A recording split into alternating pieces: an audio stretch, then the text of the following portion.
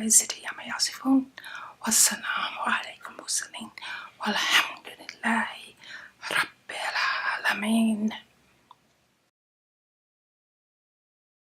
Dr. Nevorn Askari. Dr. Askari. Dr. Askari. Dr. Askari.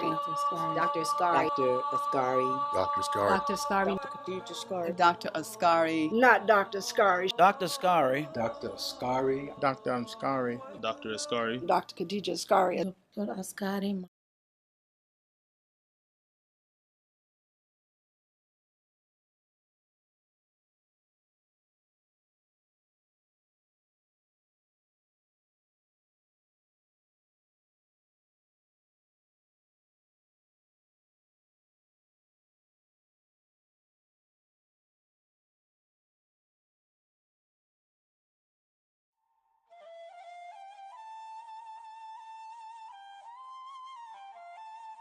Hi, welcome to Radiant Health Improvement Center. I'm Dr. Nevorn Khadijah Askari. I've been a practicing pediatrician for over 30 years, and I've integrated alternative modalities such as acupuncture, homeopathy, design clinical nutrition into healing strategies for people who are 100% committed to reclaiming their health and living an amazing radiant life. I'm an advanced clinical nutrition specialist, and you're in the right place. And we're going to give you a guided tour on how to achieve your health in a better way. Let's go.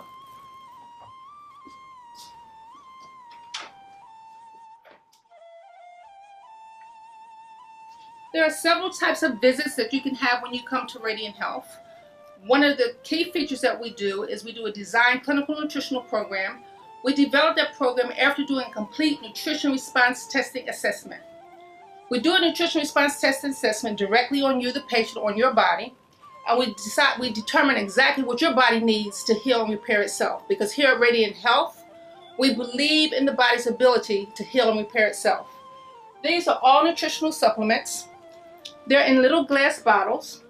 Energy travels from everything. We can feel the energy from the sun actually coming into this building this time of day. The energy from the foods in this glass bottle that are in capsule form can travel about 2 feet. So when I'm doing a nutrition response testing evaluation, which is a form of muscle testing, and I put the nutrition that you need on your body, if it's the correct product, then your body's going to become stronger, and that becomes part of a design clinical nutritional program. In addition to that, we have other state-of-the-art techniques to help you achieve the kind of health that you're looking for.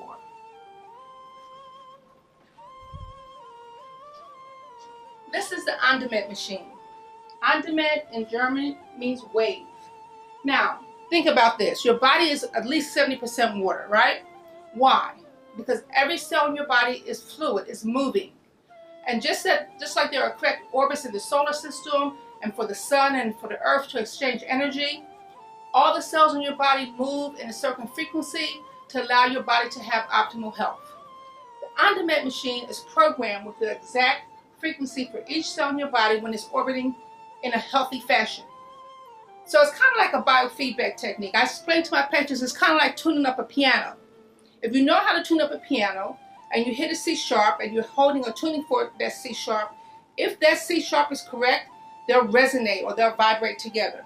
That's kind of like what happens between your body and the on-demand machine.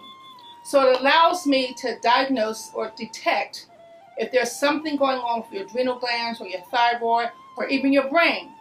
So with that said, this is a phenomenal tool to use for children who are diagnosed with autistic spectrum disorder, attention deficit disorder, focusing or behavior problem, or even for adults with pain, with anxiety, with depression. The on-demand is a better way to make you better. Okay, let's keep going.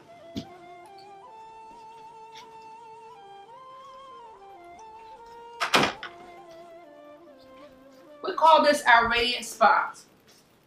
We have a featured program here called the 21-day purification program, and it starts with the use of the infrared sauna to help you eliminate toxins through a metabolic form of sweating. We have the intermittent magnetic resonating system that helps the body detox and balance itself. And of course, we educate our patients about exercise and lifestyle changes.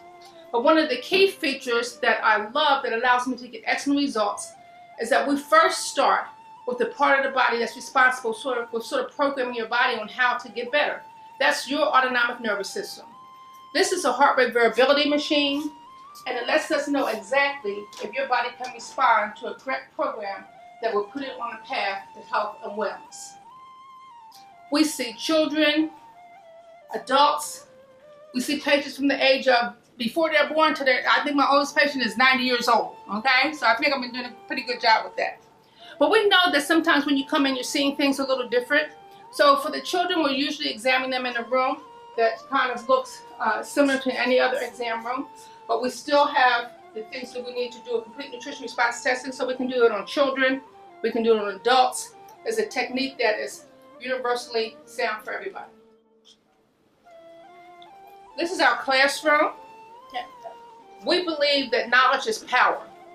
We know that if you know better, you'll do better.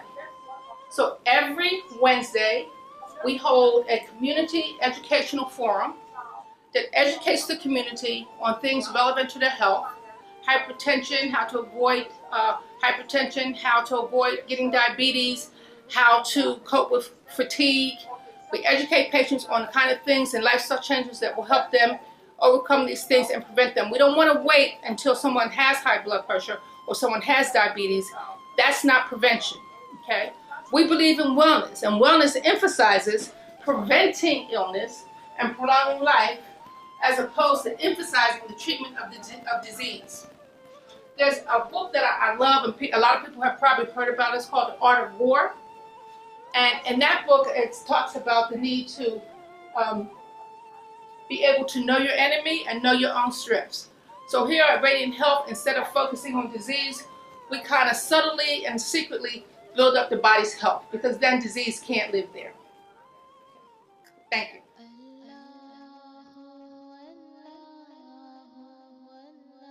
Dr. Nevorn Askari has been part of this community for over 25 years, serving us. We also know her as Khadijah. I've had the opportunity of working with Dr. Askari for over 5 years, and I know that it is her mission to serve. Being around her has taught me a lot about responsibility and community, and to show up and to be resilient. And I am honored to watch her as she serves. And everyone who meets her understands that she is a very generous lady. She's generous with her knowledge. She's generous with her wealth. She's generous with her time. We are all grateful for Dr. Askari, and grateful that Allah subhanahu wa ta'ala has used her as a vessel for mercy to many of us who have dealt with illnesses, who have dealt with all the things that we deal with as humans. And she has been there to be our mother, our aunt, our doctor, our advisor, and she has always answered the phone call. She has always been there to help. And every day that I get the opportunity to witness that, it makes me feel more and more comfortable with knowing that there is so much good in this world.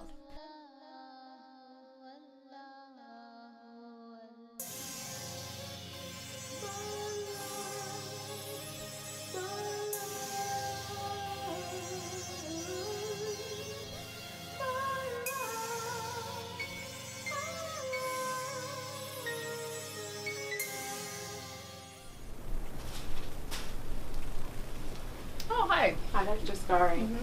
I got the order that you put in for Mr. Johnson, the D-dimer, the troponin, the EKG. I'd like to discuss those with you outside. Okay, great. Okay, Don, we'll be right back with you, dear. Okay, so we have some issues with some of the orders you put in. What issues? What's going on? I see that you ordered a troponin, a D-dimer, an EKG for Mr. Johnson. Unfortunately, the insurance that he has is not approved. Oh, okay.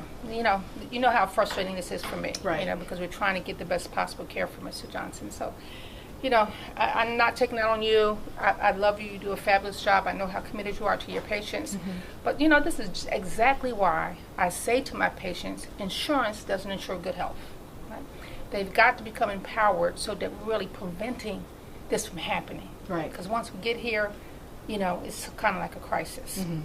So one of the things that it does bring in mind for me to share with you, because I know how passionate you are about your patients as well, is that what we're doing now is we're starting a learning academy where we're going to be educating health educators. So people like yourself who are familiar with what patients go through when they get to the hospital and these kind of things happen can empower them to do really preventive health. You can be discussing with them their nutrition, their options with their medications way before we get to this point. We're going to make that health learning academy really accessible to people like you who are working. It'll be online, it'll be affordable, it'll be empowering, and it'll be the kind of things where we can actually change the sick care system into a healthcare system. Wow. I'm excited about it. Wow. I'd like to learn more about it. Sure.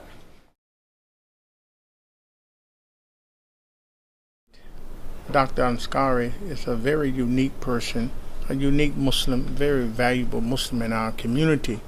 We look at her as an international doctor, not just a doctor for here in America, but also in Africa. And she has a big heart. Whether you have money or not, she's going to work with you. She don't know how to say no. Remind me of my own self. Don't know how to say no. And again, we're going to miss her, but we support her. We will be making dua for her, making prayers for her.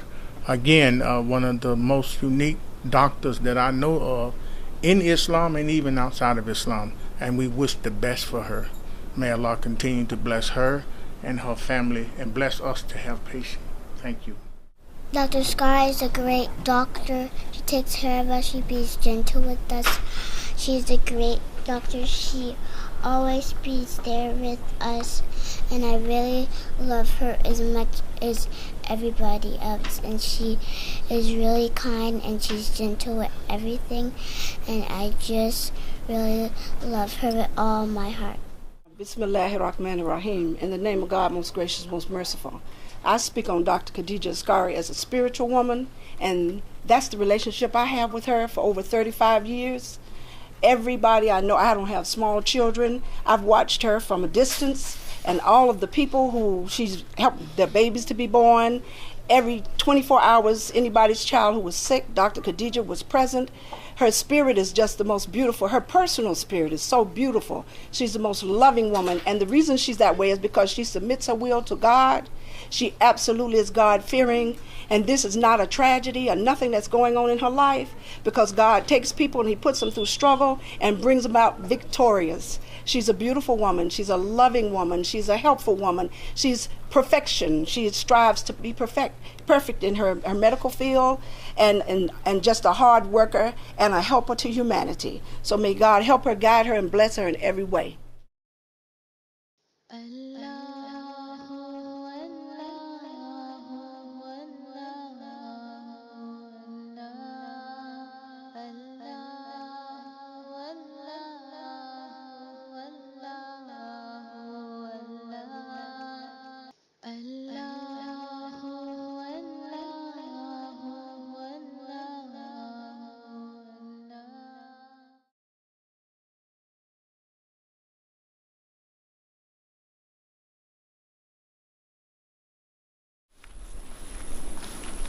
Assalamu alaikum. Wa alaikum assalam, my beloved. How are you? Muhammad, I'm good. Good. It's an honor. It's an honor to Thank have you, you here in thank your you, faith thank you. forms.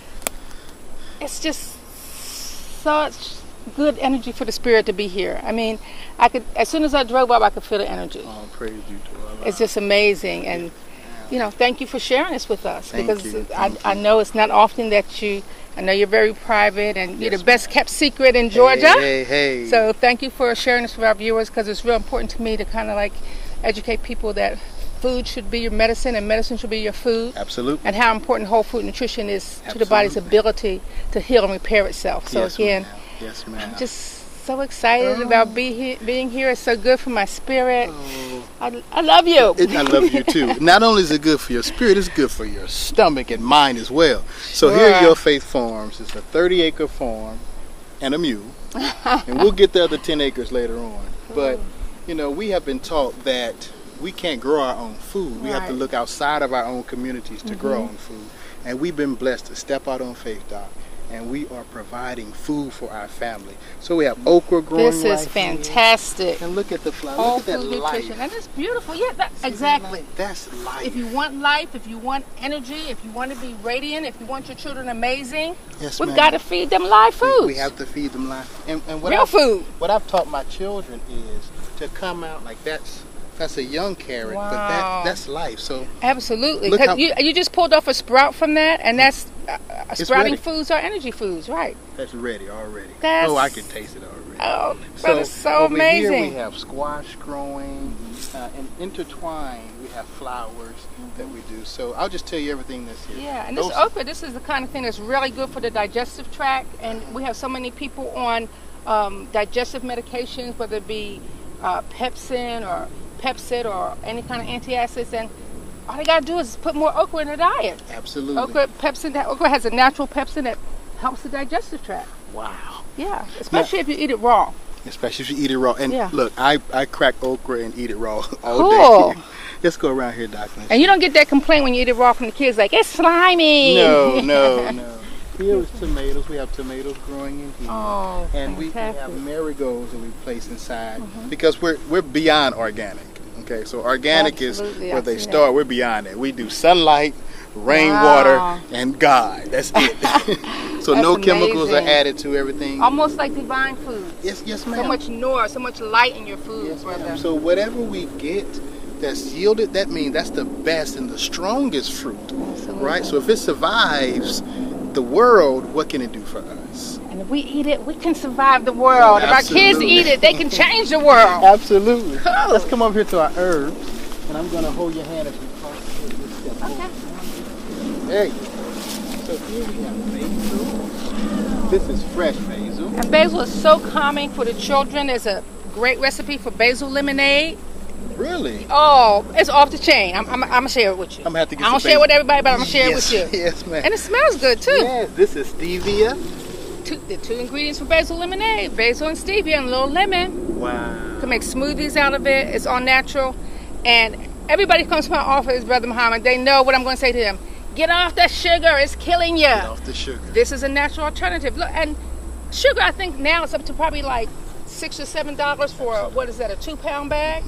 And how much does it cost to grow this stevia? It probably cost me $2 for like 50 seeds. Wow. And so that's a minimum of 50 plants. Wow. And then you can take it, you let it grow to seed, and this is what we have to learn. We have to learn the art of growing plants to seed, and then we keep the seed for the next generation. You know, that's amazing, because one of the things that they're trying to do now is actually prevent you from being able to buy seeds, particularly like organic seeds. So that's key. Absolutely. You'll have to. We'll have to come back and visit that conversation. Because we can get land, but if we don't have the seeds, then they still control us. So we have to make sure we teach our children how to save a seed, keep that seed for the next generation, and replant it again. So you don't eat all of your harvest. You save some back and pull the seeds out. And this little stevia leaf would be enough for your coffee. Oh, absolutely. Yeah. Absolutely. So you don't have to. I mean, $2 for a natural sweetener that's not going to be toxic versus $7 for white poison. That's a no-brainer. I go with the natural every time. Now this right here. Oh, sweet. Oh my God. This is asparagus, right? Wow. So we're letting it grow all the way up to seed. And so this asparagus is planted actually for next seed. Okay. So we'll let it go to seed, and it'll spread all the way out. We have asparagus for next seed. This is thyme. Another excellent thing for babies who are having indigestion kind of things. Right. Thyme is really good for their little tummy. Wow. So you can think of thyme and tummy. Thyme and tummy, I got it. Especially for the infants, because it's a nice mild herb. It's not going to be it's not going to make them go to the bathroom a lot. It's not going to be harmful for them. You make a little tea in it for them, and that little colic and all that stuff, you don't have to worry about it. So Doc, if there was one thing that you would say to families that's struggling right now, and they're debating on, if they should chemicalize their children, and I can tell them that I can plant food to heal them, what would you say to those people that are struggling? That's the key to the body's ability to heal and repair itself is whole foods. Design clinical nutrition starts with putting things into the earth that's going to give us energy and allow our children to be amazing. You know, we're killing our children with this poisons from fast food stores. I always give my little kids an assignment. I tell them, next time you go to McDonald's, ask mommy to buy you. I'm so glad they made them dollar hamburgers. I say, let mommy buy you a dollar hamburger. And just sit it out on your dresser. Don't eat it. That dollar hamburger is for the spirit world, okay? The spirit world don't want it. Any self-respecting roach don't want it. That hamburger gonna look the same 6 months from now. Wow. And if it looks the same on the counter, what is it doing to you? Exactly. And so that's our goal. We want to be able to provide food. Oh, this is so 50 amazing. families, 100 families, 1,000 families. And it could be done right here in our own backyard. That stevia was so good. That's good. It was like candy. Oh, yes. So over here is our corn. Now this is white corn that we have planted from the seed, non-GMO, and an heirloom seed. This seed that we're using is over 70 years old. Right? So we'll grow it, we'll take it, and then we'll do it again for the next year. And that's amazing. And I'm glad you brought up GMO, genetically modified foods. And when people think of genetically modified foods, they should understand that they're being genetically modified with genes from viruses, from monkeys, from anything. And corn was one of my favorite vegetables, and I couldn't eat it anymore because most corn on the market, even when they have that organic label on it, it's still GMO. Absolutely. We couldn't even order the corn. We had to go down to a farmer in South Georgia, and he went into his little file drawer, and he put out, and he gave me like 20 kernels. Wow. And he said, now you take this, and so this year I'm only growing this just to get the seeds. Well, okay, we're not even going to eat this. We're just going to grow it, get the seeds, and then next year we'll plant. And then we'll have our first heirloom seed. Yeah, cool. So that's phenomenal. This is your faith farm. This is Sultan. Hi, Sultan. Sultan is our guardian. He watches over everything. And then, so here we have our sheep. Here. They have 6 acres to graze, and then the cows have 15 acres to graze, and we have our own fresh eggs every morning. Brother Muhammad, you're doing a phenomenal job. Are you doing any classes for children or anything? So right over there we do field trips for daycare children and school-age children, and for the community. You know, you can come and say, walk me around, I'll take you all around. Everything I have, we've been blessed, so I can't keep it. I have to pour it to someone else. And I just want to you've been doing work from here across the water. Yeah. And so I have to be able to do it in Alaska. You're doing a great job. This reminds me of being back in Africa, just being in touch with the earth. It's so quiet. I can hear the crickets. Yes. Well, let's take a stroll and you can enjoy the rest. So, Doc, I can't let you leave the property without giving you something special. So right here is our sunflowers. And the sunflower, I'm giving it to you because it's an evidence of life that will continue to give time and time again. And the work that you have been doing, the work you will continue to do, you'll continue to give life to this generation, and your work will give life beyond generations to come. So this is our sunflower to you. It's beautiful. Yes, ma'am. Thank you for visiting Your Faith Farm. It's such an honor. I know my farm is so much happier. I'm going to come out here tomorrow and stuff is going to be growing because we had Doc here at the farm. And I'll be so much happier. Thank you so much. Thank you. May Allah bless you. Assalamu alaikum. Wa alaikum assalam.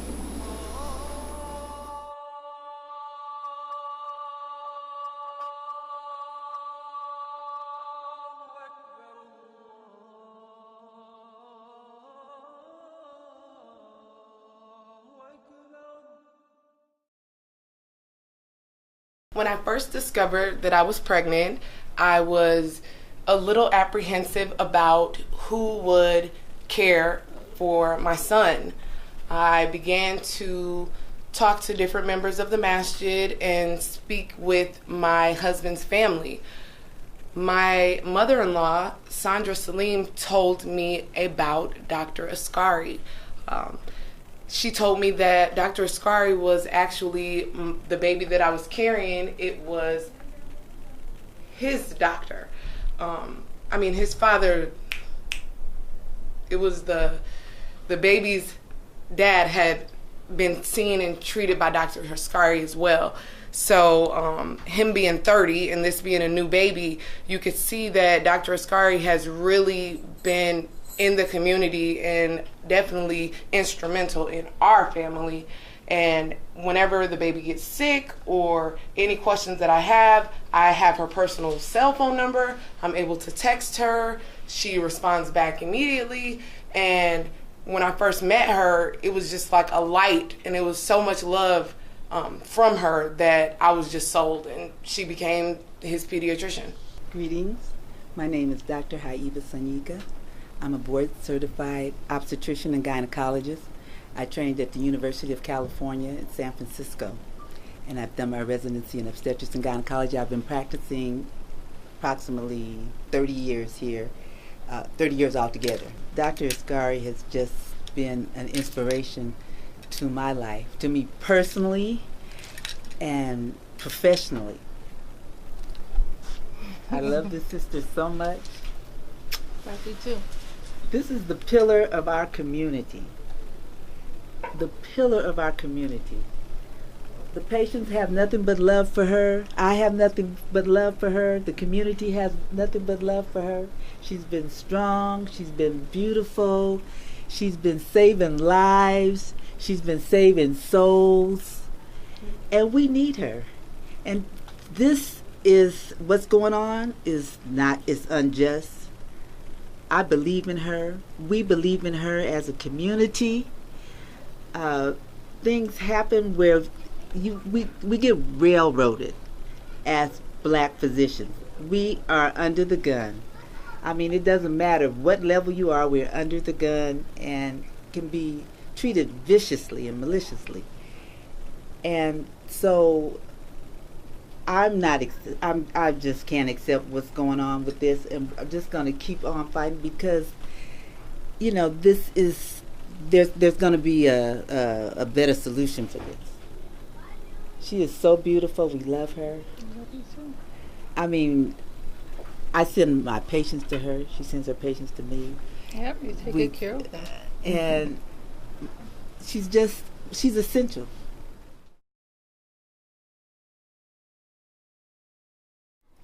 I can remember as far back as when I was 7 years old wanting to be a doctor. That passion was nurtured in me by my mother and my 9 siblings. When I got to junior high school and high school, that passion was nurtured in me by my entire community. I was the first one in my neighborhood to attend a pre-med program at Harvard University. I had a passion that was nurtured by so many people, and it came at a time when the civil rights movement was alive, Malcolm X was on the scene, that it just became innate in my being to be responsive and responsible to my community. So I was ecstatic to enroll in the Morehouse School of Medicine, which was the first black medical school established in the 20th century. I was part of their charter class. And Morehouse, with Morehouse That Beat, continued to be responsive and responsible to our community. That was Morehouse's mission. The model was to train physicians that came from underserved areas so that they would have the desire and the passion to return to those areas. And it's a model that was successful. It worked well.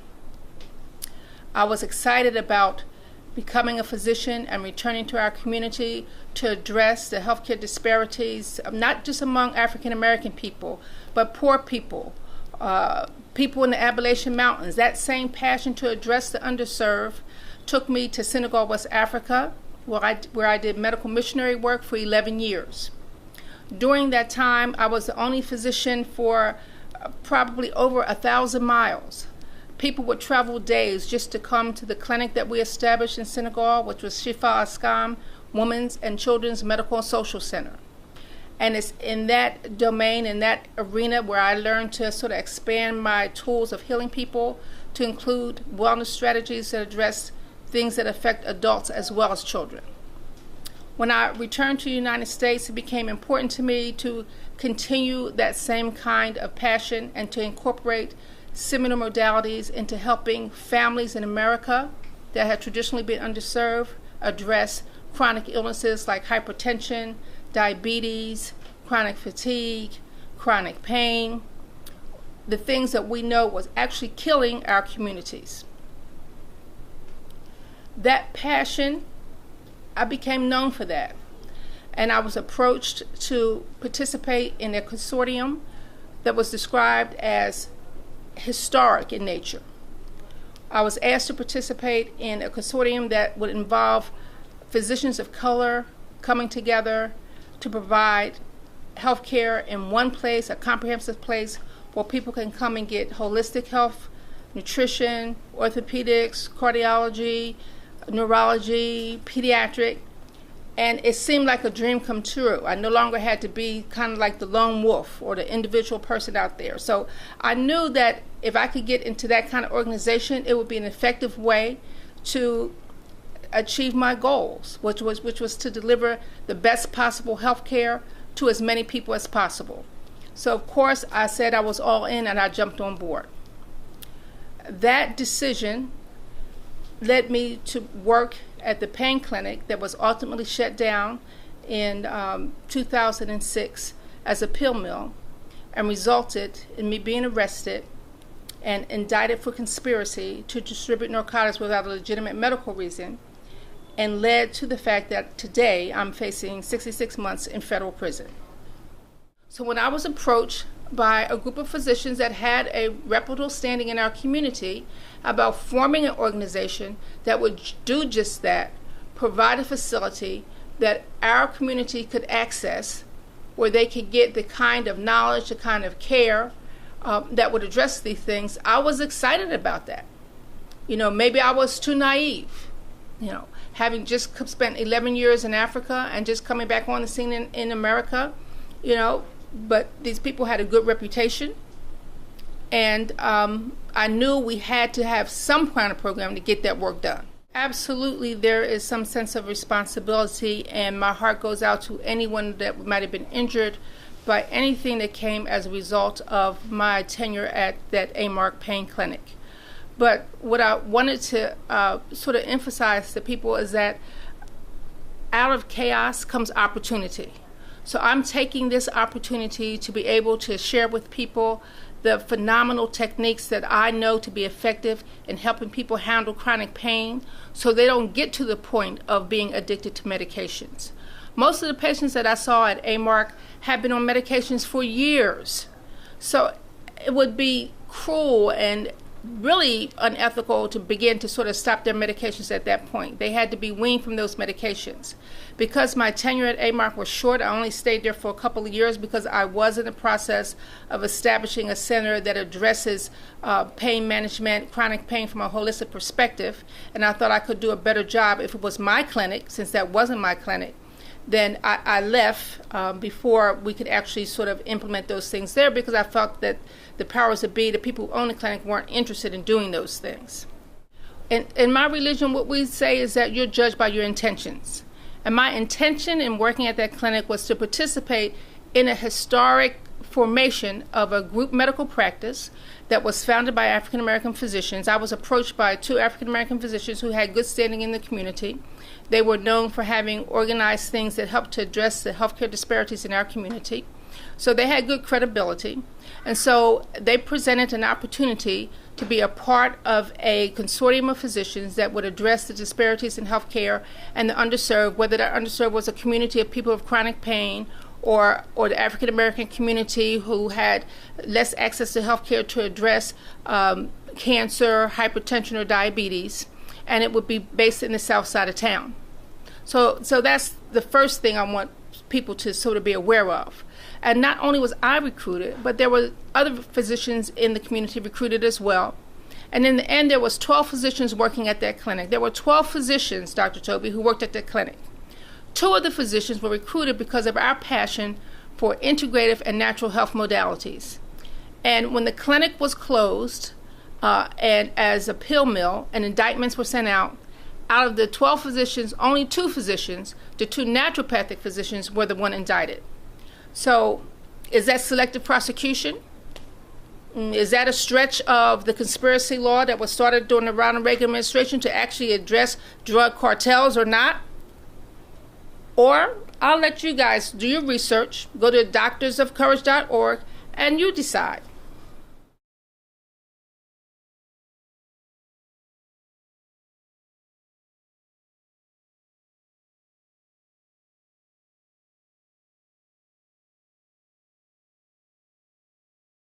Assalamu alaikum wa rahmatullah. Mangi sant Yalla di julli ci Maulana Cheikh Ibrahima. Di sant sama serigne Imam Hassan mi. Imam Hassan make me know Dr. Askari Soon as I have 10 years. I be sick almost. I be fall down. My daddy, my mom, they think I be die. I'm Senegalese. Dr. Askari almost leave her house to come to my house to give me medicine to see if everything okay. Soon as I feel better, she's take care of us a lot. I cannot tell them, it's too many. She's helped a lot of people over there having a baby die in Senegal. She helped a lot of people there, they not have money. They sick, lay down in the house, no medicine, no money. They, Dr. Askari there to help. That's why I know Dr. Askari. She helped me lot better.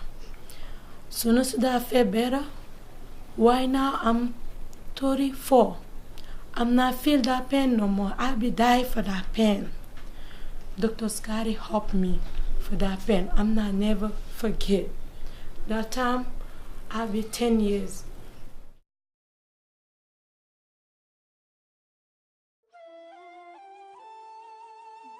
That was a surreal experience, but it's a day that I'll never forget.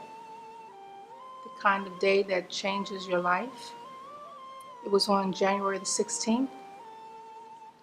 It was Martin Luther King's birthday, as a matter of fact. I was in the clinic because we were providing free services for an organization called Giving Back to Humanity. We took that day as a day of service. The phone call came in about 11 a.m. There was a DEA agent on the other end of the phone. He said, Dr. Askari, and he gave his name. And it almost sounded like he was talking in a tunnel. I kind of lost focus, but I could kind of hear what he was saying. He said, we have a warrant for your arrest. You have until 5 p.m. today to turn yourself in. I don't want to come to the clinic in front of your patients, so we're giving you the opportunity to self-surrender. I hung up the phone and I just took a deep breath and sat there for a moment. I wanted to make sure that the patients in the office were still taken care of. So I continued to work until about 1 o'clock. Then I called my family. I told them exactly what was said to me and what was going on. And we prepared to go down to the Federal Russell Building and to self-surrender. I remember trying to go through my head what legal resources I had available, what kind of organizational resources I might need, and it seemed like I had all of 10 seconds to pull that all together.